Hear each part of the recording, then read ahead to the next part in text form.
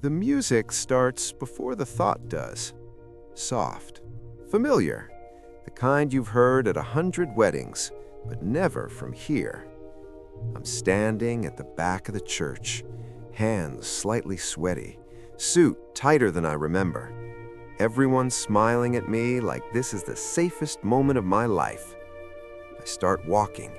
Each step echoes louder than it should. I'm not nervous about love. That part feels easy.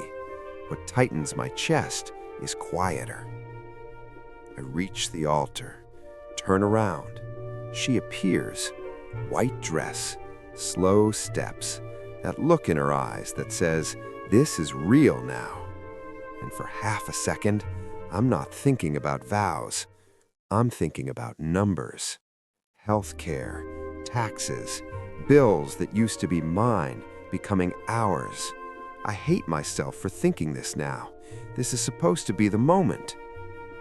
A child walks in with the rings. Everyone laughs softly. Someone sniffles behind me. I look down at the rings, small, light, and my mind does the thing it always does.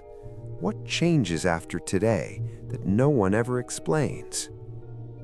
I look back at her, smile, and push the thought down, because who thinks about money at the altar?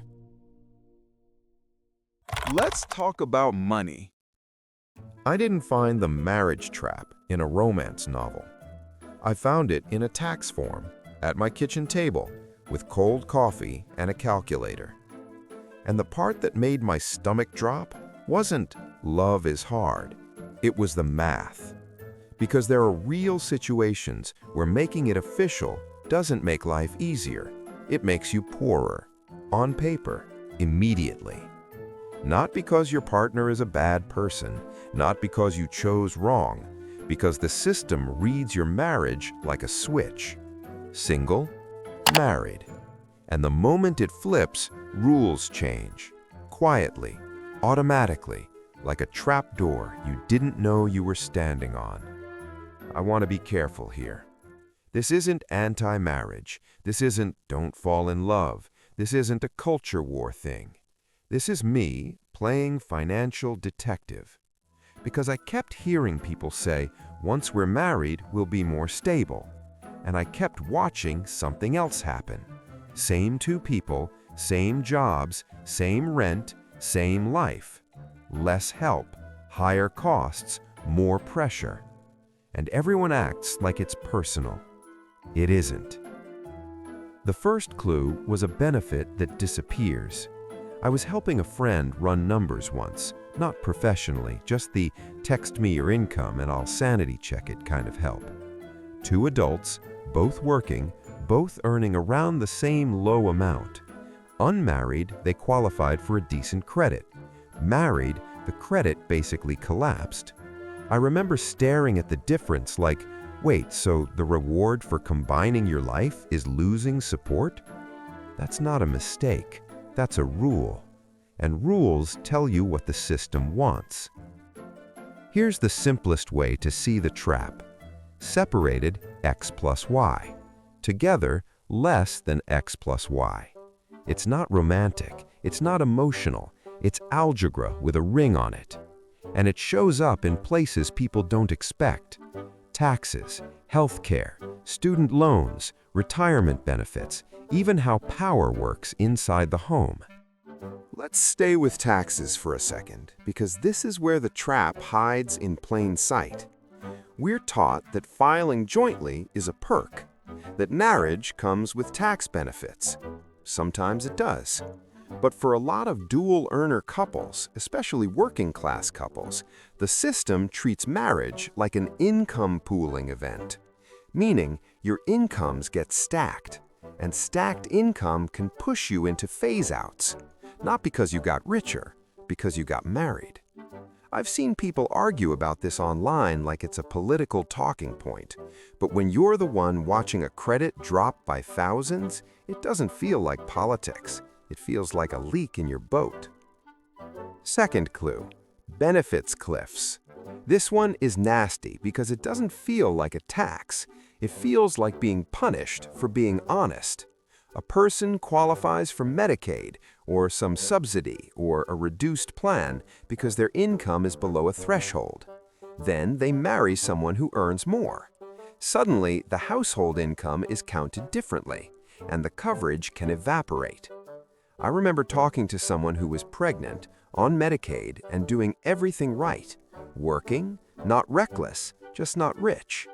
She told me the most absurd sentence I've heard in a while. "We want to get married, but I can't afford to." Read that again. Not "we can't afford the wedding, we can't afford the marriage." Because marriage wasn't love. Marriage was a financial reclassification, and the reclassification had a price tag. Third clue, student loans. Nobody warns you about how marriage can change repayment if you're on income-driven plans. I tested this on my own spreadsheet one night. I used a fake couple with real numbers because that's what I do when something feels off. 2 people, same income, same debt. Single, the payment was manageable. Married, the payment jumped. Not because the loan balance changed, because the system now sees household income. So what do couples do? They delay the paperwork. They stay unofficial longer than they want. They act married, but not married.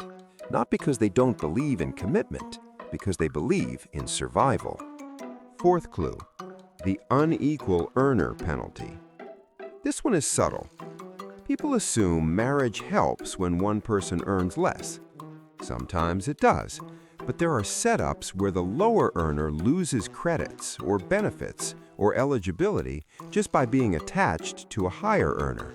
So the household becomes this weird machine. One person's income doesn't just help, it cancels. And if you've ever been the lower earner in that kind of relationship, there's a psychological cost nobody talks about. You start feeling like your needs are expensive, like your presence triggers a penalty. That's not romance. That's a system creating tension inside the relationship. Now, so far, these are puzzles. Annoying rules, bad incentives, edge cases. But then you line the clues up, and you see the pattern. And the pattern is the point. The pattern is this. A lot of American institutions assume a specific family model. One main earner, one secondary earner, one spouse at home, or flexible or available. That model is baked into the rules. And when your real life doesn't match the model, 2 earners, modern costs, childcare reality, student debt, healthcare tied to employment, the system doesn't update. It just charges you for being different. That's why this feels like a trap, because you're not doing something wrong. You're just living in 2026 with rules that still expect 1956. And it gets darker when you look at what happens inside the home. This is the part people hate talking about because it sounds like you're accusing someone. I'm not accusing anyone. I'm talking about incentives. Here's a lived detail I can't unsee. I've watched couples split household labor the way they split chores, not the way they split value. One person handles the invisible stuff, appointments, meal planning, kids' schedules, laundry, cleaning, the mental load. And then we pretend that person doesn't earn. That's the biggest accounting lie in marriage.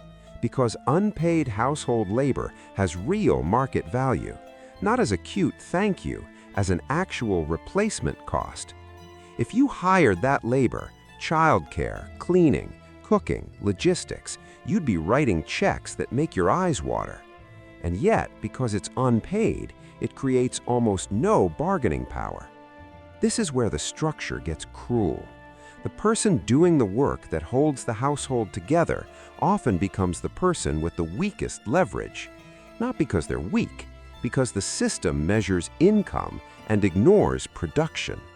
So the household runs on invisible value, and the person producing it gets treated like they're not contributing. That's not just unfair, it's structurally dangerous. Now connect that to motherhood economics. People talk about kids like they're just expensive. But the bigger cost isn't diapers, it's career timing. I've watched smart, ambitious women quietly choose jobs in their 20s based on a future they don't even have yet. Not because they're lazy, because they're realistic. They pick work with flexibility, less penalty for stepping away, less competition, more part-time options. That choice is rational. And it creates a compounding effect. Because when the child arrives, the interruption isn't just time off, it's skill decay, missed promotions, lower wage growth. Meanwhile, men often gain wage growth momentum after marriage. That asymmetry isn't about love, it's about who gets uninterrupted time. Time is the real asset, and marriage, as a structure, often allocates that asset unevenly. At this point, you can feel the system shape. It rewards dependence during marriage and punishes dependence after.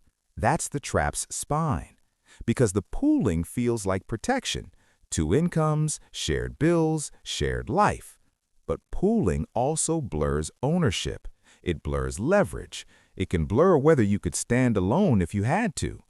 And most people don't test that until divorce tests it for them. Divorce is the X-ray. It shows what was actually happening under the surface. And the reason divorce hits so hard financially isn't just lawyers are expensive. It's that the household splits into 2 households, 2 rents, 2 utility bills, 2 sets of furniture, 2 everything. Same total income, but now living costs multiply. I remember running a back-of-napkin version of this for a couple years ago. They thought splitting would mean we'll both be fine, we both work. But when the math hit, the room got quiet. Because being fine as a couple can still mean being fragile as individuals.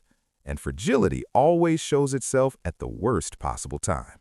Now we're at the part where the detective in me stops looking at the clues and starts looking at motive. Not who planned this. Systems don't need villains. They just need incentives. So what does the system seem to incentivize? Delay marriage if benefits are on the line, keep one spouse dependent if childcare costs outpace wages, treat unpaid labor as free and therefore powerless, lock retirement rules around spousal benefits that reward low lifetime earnings for the secondary earner. That last one is sneaky because it sounds like protection, but sometimes it functions like a ceiling. If your spousal benefit is tied to the higher earner, there are cases where extra decades of work don't move the retirement number the way you think they should. So the system whispers something dangerous. Dependency is safe, until it isn't. And that brings us to the reveal. The marriage trap isn't emotional. It's not marriage ruins love. It's not men are evil or women are victims. It's math. It's thresholds, phase-outs, cliffs, bracket stacking, benefit rules frozen in time. It's a structure that assumes one script and penalizes you for living another. The trap is that the decision is sold as purely emotional. When you know, you know. But the consequences are mechanical, automatic. And if you don't run the numbers, you can walk into a penalty without even knowing there was a door. Here's the non-obvious trade-off nobody says out loud. Marriage can increase emotional security while decreasing financial flexibility. And financial flexibility is what protects relationships during stress. So the structure can create a pressure loop. You get married to feel safer. The system increases your fragility. Fragility increases stress. Stress hits the relationship. And then people blame themselves. They think they picked wrong. Sometimes they just got outmatched by the architecture. So what do you do with this? Not a hack, not some cheap workaround. Just a checklist of awareness before you sign anything.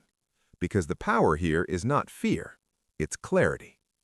First, simulate, don't assume. Don't rely on vibes like married people pay less. Run the numbers both ways. Single filing versus joint. Healthcare costs separate versus together. Student loan payments separate versus together.